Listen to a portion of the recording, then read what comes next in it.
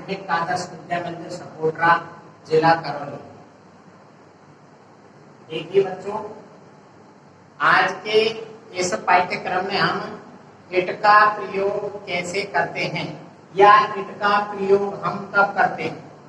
It का प्रयोग, it माने होता है यह और वह, लेकिन इट का प्रयोग सामान्य रूप से समय, मौसम, दशा, घटना को दर्शाने के लिए हम इट का प्रयोग करते हैं।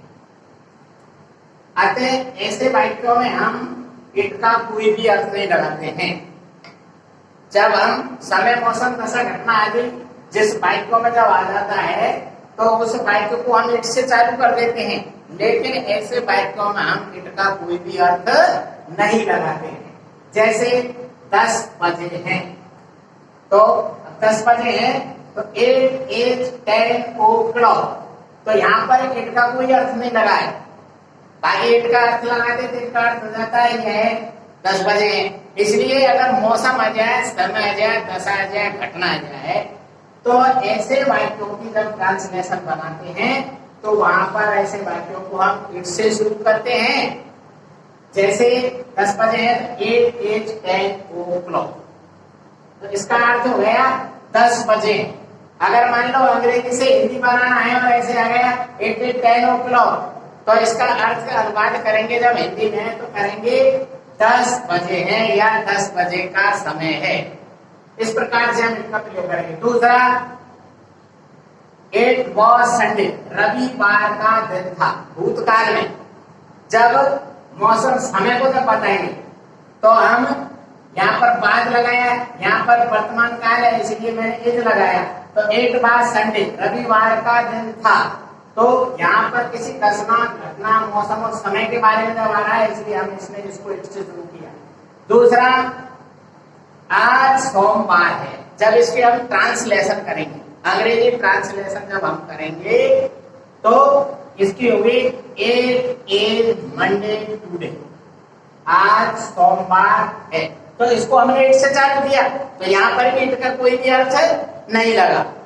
इस प्रकार से दूसरा, इट वाज हॉलीडे, ये भी समय का है। कौन से समय की क्या बात है, तो इसलिए इसको भी हमने इट से चालू किया। इट वाज हॉलीडे यानी छुट्टी का दिन था। इस प्रकार से हम समय, मौसम, दशा, घटना जब जिन वाक्यों में आ जाता है, ऐसी दृष्टि में जब आ जाता है, कहीं भी इसका जब होता है तो हम उसको इट से चालू करते हैं और वहां पर इट का कोई भी अर्थ नहीं लगाते। क्यों?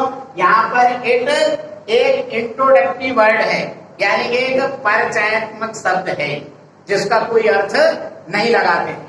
इसी प्रकार से दूसरा है निर्जीव चीजों, कोई भी निर्जीव चीजें हैं और छोटे बच्चे हैं, छोटे बच्चे जिनका हम पता नहीं लगा सकते, यानी कि वो नर है या नारी है, यानी स्त्री को लिंग का पता नहीं कर सकते, ऐसे छोटे बच्चे होते हैं।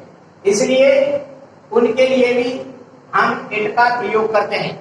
जबकि छोटे बच्चे हैं, पुरुष है, पुरुष के लिए ही का प्रयोग होता है, लेकिन निर्जीव चीजों और छोटे बच्चों के लिए हम इट का प्रयोग करते हैं, वहां पर भी हम इट का कोई भी अर्थ नहीं लगाते। जैसे इट इज ए पेन, यह एक पेन है।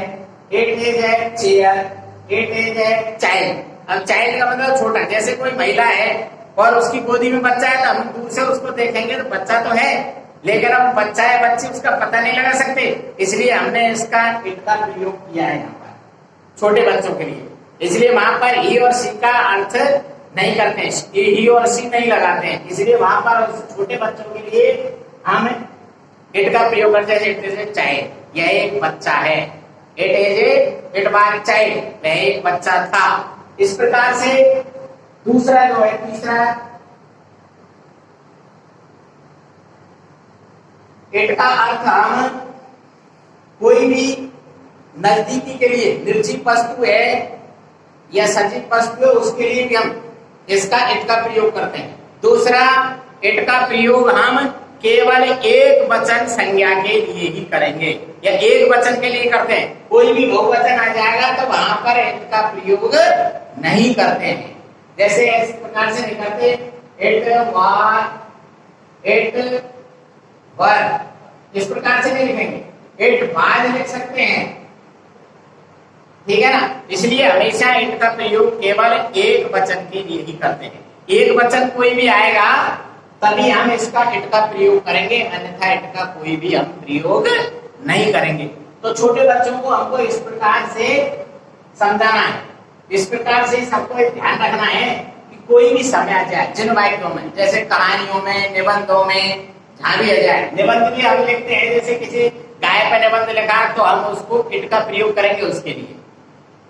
जैसे इट हैज ए काऊ, उसके पास एक गाय है ना, तो वहां पर इट का कोई अर्थ नहीं लगाएंगे।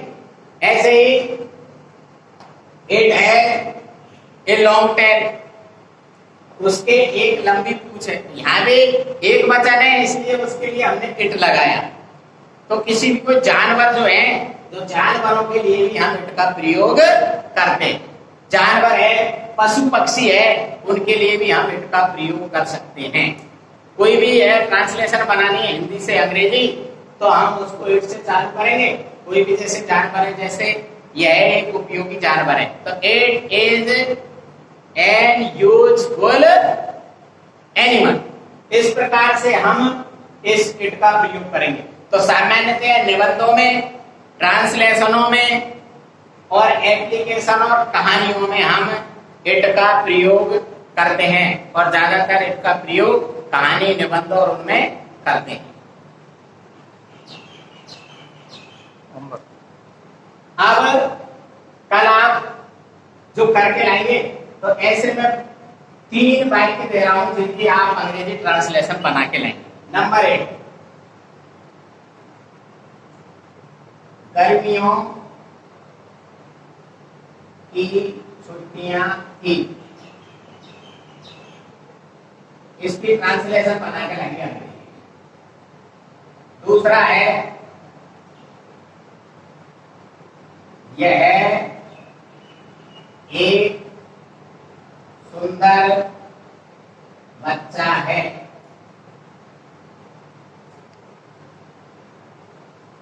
कल बहुत गर्मी थी। कल बहुत ठंड थी। इस प्रकार से आप इन चारों वाक्यों को अंग्रेजी में ट्रांसलेशन बना के लाएंगे, जो समय, मौसम, दशा, घटना पर आधारित है, इट के प्रयोग पर आधारित